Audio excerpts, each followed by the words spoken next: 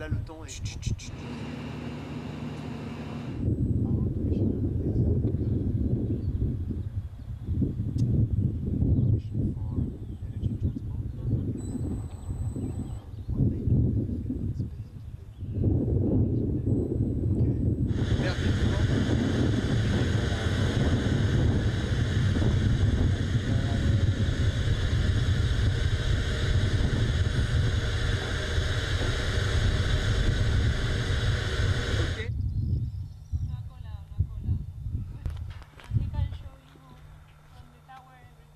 Well, in this platform, we are trying to build and to put into operation a large amount of power, that is about 300 megawatts.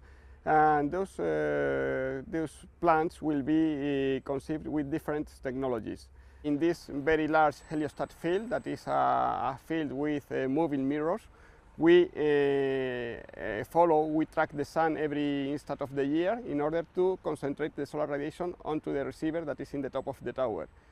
The heat that is produced with this concentration of solar flux allows us to produce steam in a, let's say, solar boiler, and this steam is directed to the turbine in order to produce the electricity to feed the population of about 6,000 homes. We have a storage system in order to put some heat into some vessels for those times that we have enough sun, and we use this storage energy for those transient periods where we don't have enough energy from the sun. This is a technical storage system because we store energy only for 1 hour, let's say 1 hour, 1 hour and a half. But our objective is in future plants to arrive to store enough energy to produce electricity during the night, so we don't have to stop the plant every day like we do in this first installation. With storage systems, we can produce electricity during not sunny hours because we have stored heat during the sunny hours. With hybridization, we can use renewable sources of energy like biomass in order to produce steam for those hours where we don't have enough sun.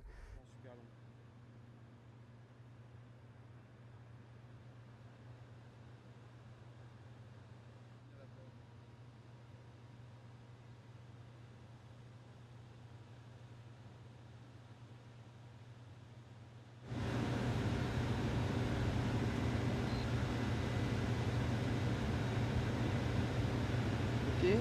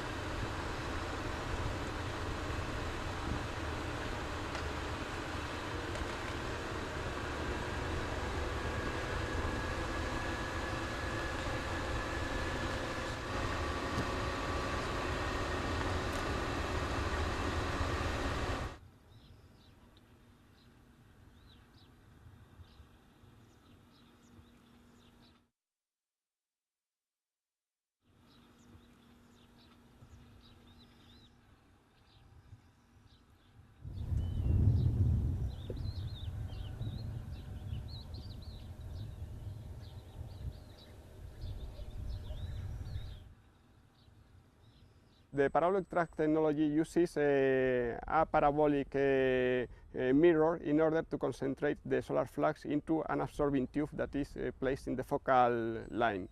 In this sense, we heat an oil, a thermal oil, that is called the heat transfer fluid, in order to generate steam later in a steam generator to direct it to the turbine again and to produce the electricity.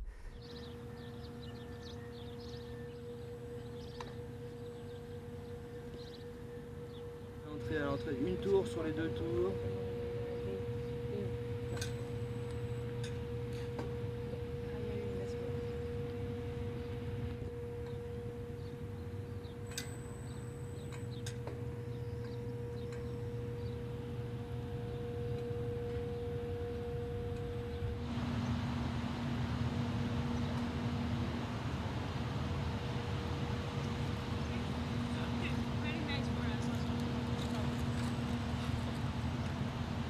Ça bouge.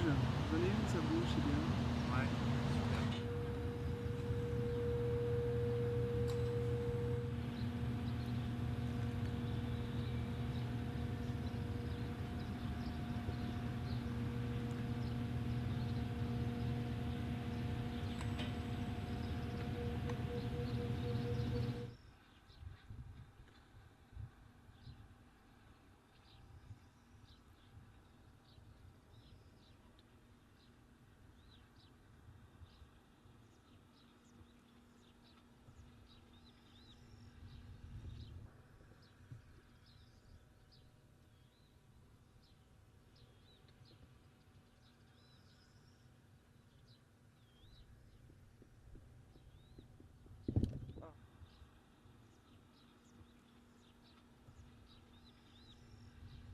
menos. Y no tengo Pero que tampoco meter tenemos exactamente.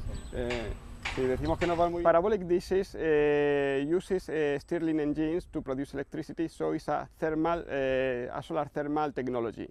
In this sense, what we do is to concentrate the solar radiation that comes into the big paraboloid into a Stirling engine that is, let's say, like the engine of a motorbike, something like that, that moves a generator and produces electricity in this way. So it's a concentrating solar thermal technology working in a modular and very high efficiency way.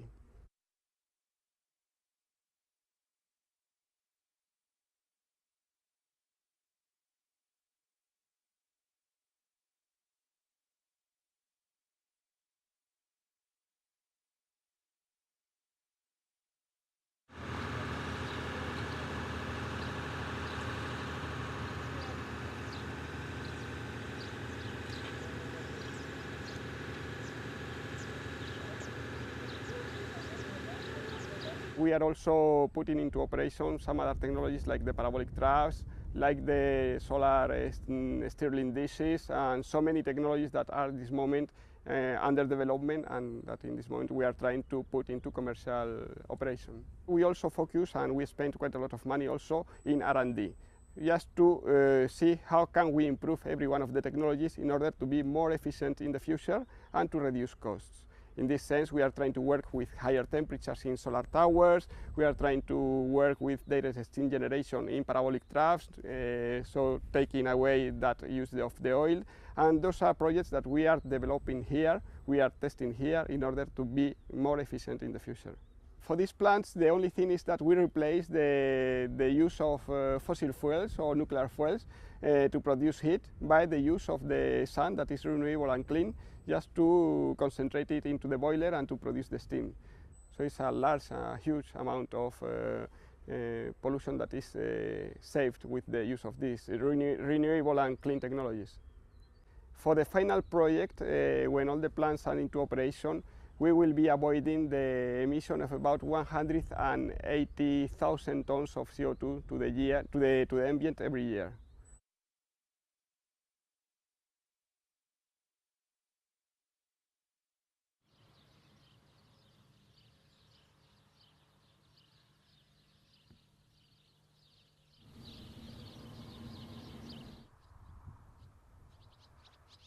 The expectations for these technologies and the operational maintenance cost is that these plants will last at least their operation life, that is 25 years. It's foreseen that is 25 years. So we don't plan extra expenditures of money away from those that are the normal maintenance costs of an industrial installation.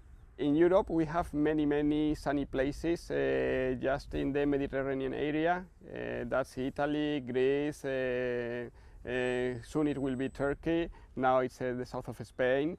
But of course, we must think in Europe that there are larger areas in the north of Africa where we can build solar plants and we can take profit of this electricity, taking it by cable, but underwater cables to the parts of Europe where solar electricity is less close.